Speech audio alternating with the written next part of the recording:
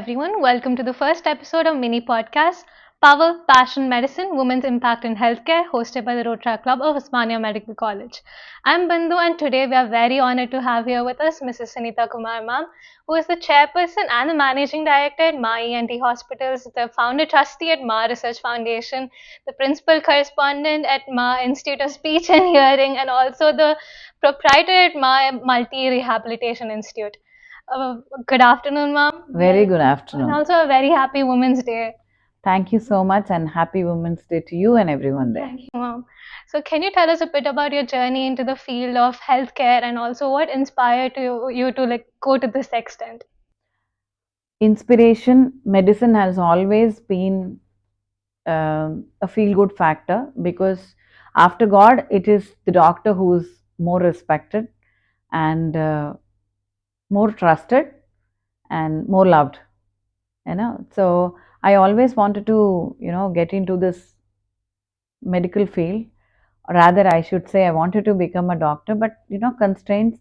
I was not a very good, I mean, conditions. I could not do my education completely, and then I said, let not becoming a doctor, it's fine. I can run the doctors and the hospital. It's still okay. So I got into the field of medicine because I like medicine. I like the purpose of being there to serve and help the people who are in pain. Giving a small relief to somebody, it's really a blessing. And I'm very glad being here. Journey all started about in 1997 when my husband and Dr. Meghnad met each other and wanted to do something different in the field of medicine. He, being an ENT surgeon, asked me to see if I can do something. So I said, come, sir, let's do up a good ENT hospital. When I brought it to the notice of people that I was working with an ENT surgeon, people were like, what is there in ENT? There's nothing much. So 25, 28 years back, 1997, I'm talking about, ENT was not considered a department. It was like, చెవిలో గుబిల్ తీసుకునే doctor ఏముంటుంది ENTలో. But I used to see a lot of work what Dr. Meghnad and his colleagues were doing, and not having respect to the department was the other thing which I saw. Then I felt that as being a potential person where I can understand medicine and do something, let's do something for this department. And then on the journey began to raise the flag high of the Department of ENT. So it's 97 when I joined, and 2000 we put up our own hospital, which was the then called Vasavi Hospital. So we took a small space there and put up the hospital, and then from there onwards we grew. Next 2006 we had our own name, Ma Hospitals Private Limited, and then the work started for specifically ENT. What were some of the interesting or the challenges and cases that you have seen in through the ENT field? Not specifically the ENT field. Okay. The doctors need a lot of support, and me being a non-medical, Yeah. it was easy for me to understand what the doctor needs and make it. The doctor was in the OPD. He needs a good helping hand who can understand what actually he's talking to the patient. Counseling is needed. Maybe the doctor is a little busy and the patient is confused, not understanding. Then I go catch up the patient and say, look, if you don't understand, we'll take you back. So that trust, making the life easy for a doctor as a non-medico is what I understood is the most important factor for them to do. So keeping this factor in mind, Dr. Meghnad used to perform 10 to 12 surgeries per day. So hiring good personnel, proper training, keeping them all aligned. As a non-medico, I took the entire control of the system and made sure it is comfortable for the doctor to drive the entire thing. So I think the most important thing is challenges are HR. Not everybody Yes. understands your vision. Not everybody trusts you. And medical field has always been commercialized so badly that it's hard for the patient to trust the doctor. So I believe the challenges were second opinions, they go window shopping, coming back, then gain the trust back. So I think, yeah, these were the basic challenges. But towards the medical part, I think Dr. Meghnad could handle any case just like that. He's a pro. We as doctors, we know even the simplest of measures can like prevent grave diseases. So what do you suggest for like the population, what they can do to like prevent ear, nose, throat, any of the other problems? Um, First, my dearest subject is newborn hearing screening, which we talk about. I run an NGO which is called Ma Research Foundation, right? That the tagline is committed to cure deafness. You want to cure deafness, you should first identify. So, identification is the most important factor where I say every parent couple who's just delivered know about newborn hearing screening, and definitely hearing screening should be done. This in a period of 1 year, 3 months, that's into 4 we can do, and identify the child whether the child is deaf or not. So once you identify, treatment is just like that. Affordable can go for a premium quality cochlear implant, non affordable can go to any government schemes, and we give them free cochlear implant and free therapy for 1 year too. So that is one. Second, ఏ జలుబే కదా 7 days, it's okay. మందులు వాడితే వారం రోజులు, వాడకపోతే 7 రోజులు. This is the concept of cold. But no, earlier concept, it was right because there was no pollution, no contamination in the food, nutrition, everything was different. But today you need to address the very smallest minute thing, because long run of ENT problems turn for allergies and then asthmas. Asthma, once you get there, and as doctors, you neglect jalubu, you neglect your cold, you land into asthma. And majority of the times people land in asthma medicine, which should not be, because the repercussions of using a cold medicine is much simpler than asthma, Asthma. which can still be worked upon. ENTs can still work on your grade 1 asthmas and treat your asthmas so that you don't go into the next level of treatments. So don't neglect anything, may it be an ear pain, may it be a running nose, may it be a newborn child, everything associated to a small lump on your neck, anything and everything. Don't neglect. With the advent of such like digitalized world that we have right now, what do you think like the effect of screen time will have on children's? This way about talks about the developmental issues with the child. Earlier, it was a joint family. పిల్లలు అలాగా అందరిలో పెరిగేవాళ్ళు, they were all together growing and they were normal. Today it is a lone child. So once they get addicted to the screen, they would forget talking to the people around. They would forget that they are supposed to see something, observe something, understand something, comprehend, speak. So everything affects. Screen time, I think under parental guidance, that timers, everybody knows you have controls now. You can give a time to that and then work with the child. Yeah, you have lot of we have a autism center, rehabilitation center, which we're running. The major problem, I don't say not everybody has that same screen time and all that stuff, but it's more about during the pregnancy, how was the pregnancy, were they having any other side effects, how did the mother deliver the child, what are the medication she was on, and how is she growing, is she having a right food or not. So everything affects, and just not the screen time. I think it's the holistic approach towards the child we have to always have for a normal growth. And also cochlear implants, they have transformed countless of lives. And so we have heard that you're one of the first in India professionals to have 100% success. Absolutely. So what is your approach that is like being so effective, and what are the challenges you faced in introducing the services to our Indian Yeah. population? Cochlear implant is an expensive device. All thanks to Arogyashri scheme and Dr. Rajashekar Reddy Garu, who was then the CM, who was brought out the scheme. Hundreds of children were implanted free of cost. All what I had to do is identify the kids, get them, get them implanted, and give them a therapy.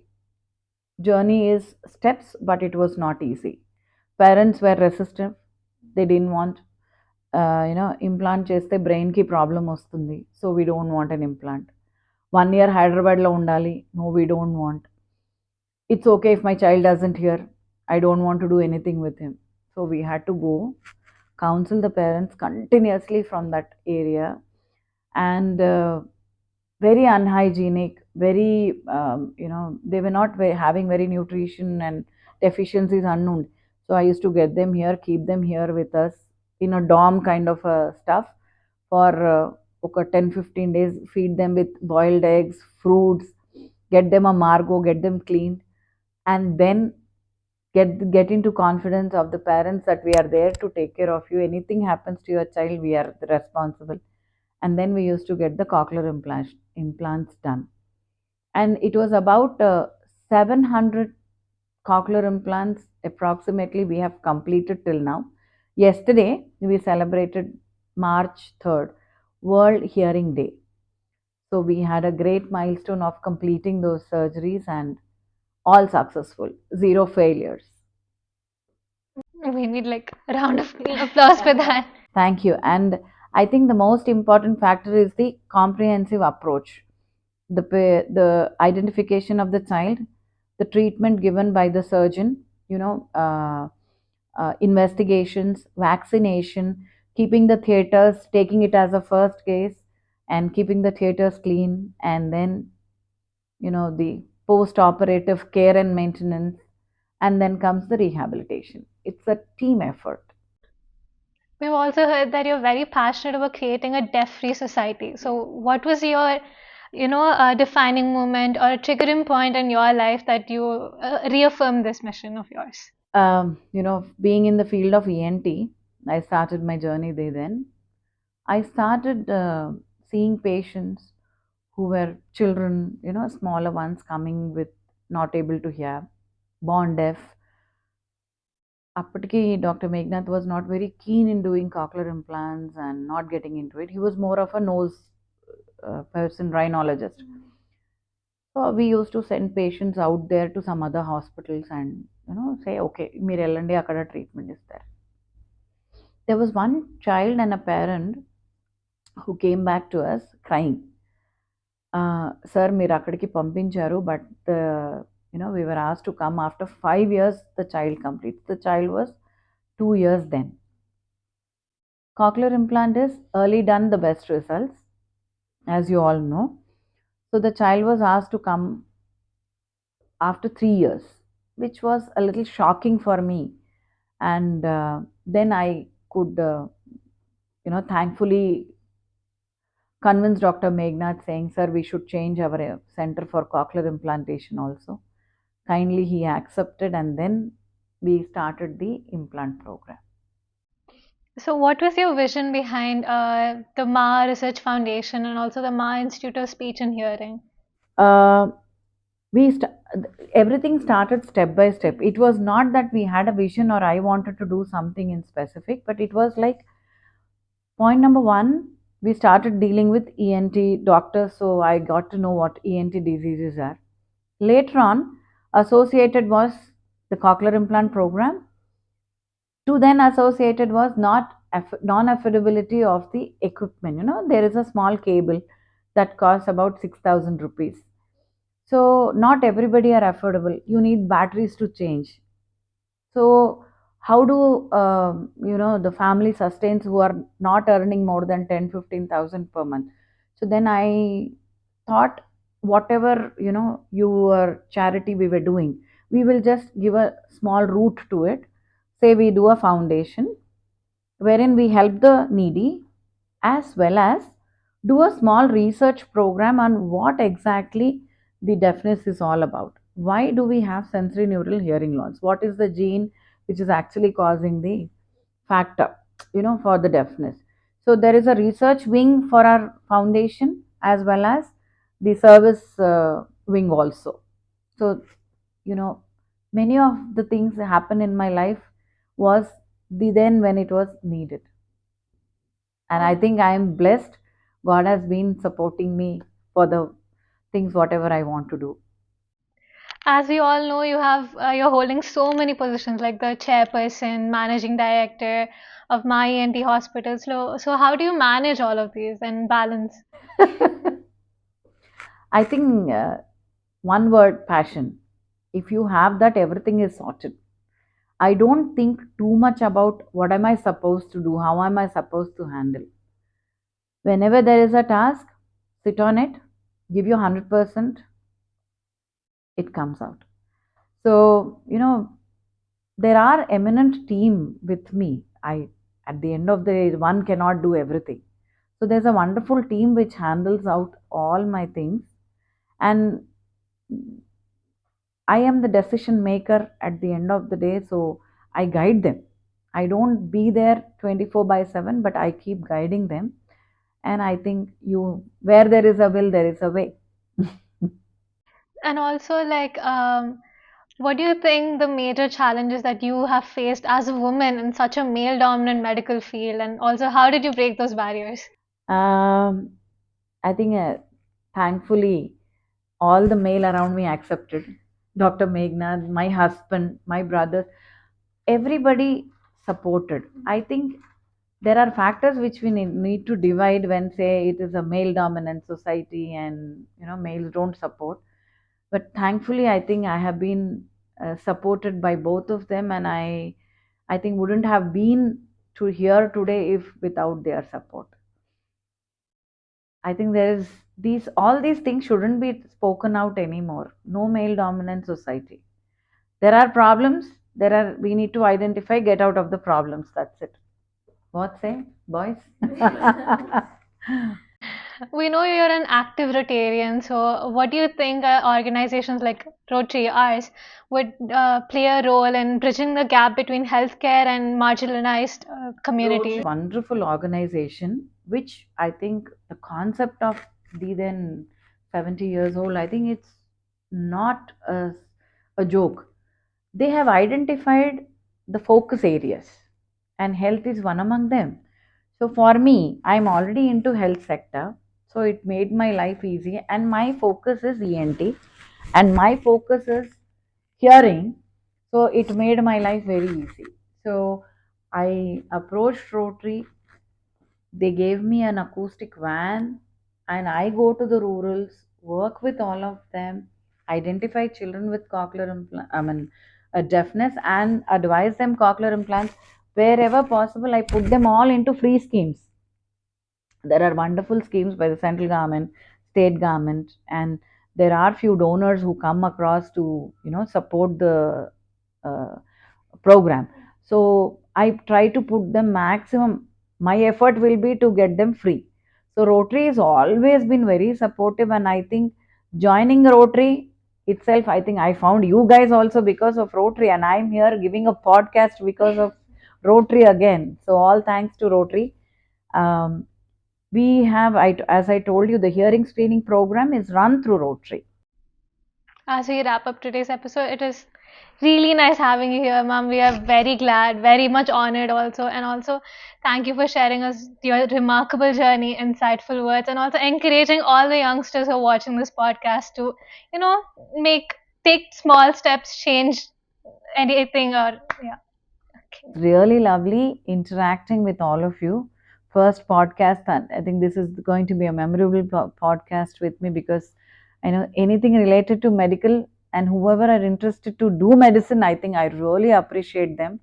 It's not easy. Everybody, youngsters nowadays, medicine, no, ma, no, no, no, is the word. But when I say somebody's got dived into it, I'm really happy. And the conversation with all of you, is really amazing, and I had a good time too. Thank you. I'm Bindu signing off from Rotaract Club of Osmania Medical College.